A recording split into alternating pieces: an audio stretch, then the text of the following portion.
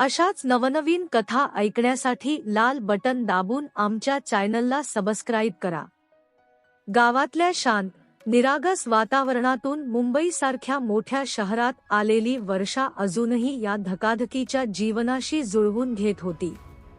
तिचं स्वप्न होतं स्वतःच्या पायावर उभं राहण्याचं, म्हणूनच तिने शहरातल्या नामांकित महाविद्यालयात प्रवेश घेतला आणि हॉस्टेलमध्ये राहायला सुरुवात केली। शहराच्या झगमगाटाने तिला मोहित केलं होतं, पण तरीही मनाच्या एका कोपऱ्यात एकटेपणाची जाणीव अधूनमधून डोकं वर काढायची। कॉलेजच्या पहिल्याच दिवशी वर्गात तिची ओळख आर्यनशी झाली। उंच, रुबाबदार आणि आत्मविश्वासानं भरलेला तो मुलगा पहिल्या नजरेतच लक्ष वेधून घेत होता। त्याच्या गडद डोळ्यात एक विचित्र गूढ होतं आणि त्याचं हसणं अगदी आतपर्यंत झिरपत जाणारं।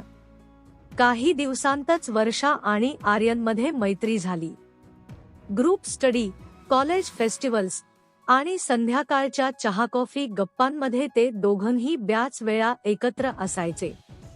वर्षाला लक्षात आलं की आर्यन केवळ एक मित्र नव्हता, त्याच्या सोबत असताना तिच्या हृदयाची धडधड वाढायची।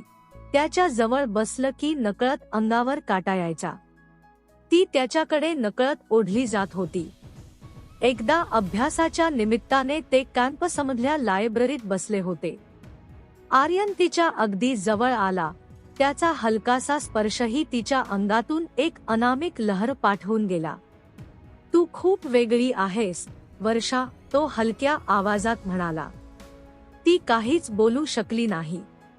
तिच्या श्वासाचा वेग वाढला होता। आर्यन तिच्याकडे पाहत होता, त्याच्या नजरेत काहीतरी होतं, काहीतरी असं ज्याचं वर्णन ती करू शकत नव्हती। त्या रात्री हॉस्टेलमध्ये झोपताना तिला सतत त्याचं तेच दृश्य आठवत राहिलं। एके दिवशी वर्षा आणि आर्यन कॉलेजच्या एका गार्डनमध्ये गप्पा मारत होते। संध्याकाळच्या हलक्याशा गार वायात वर्षाच्या केसांच्या बटा वारंवार तिच्या चेहऱ्यावर येत होत्या। आर्यनने हळूवारपणे तिच्या गालावरून ती बट बाजूला केली। वर्षाच्या हृदयात काहीतरी जोरात हललं।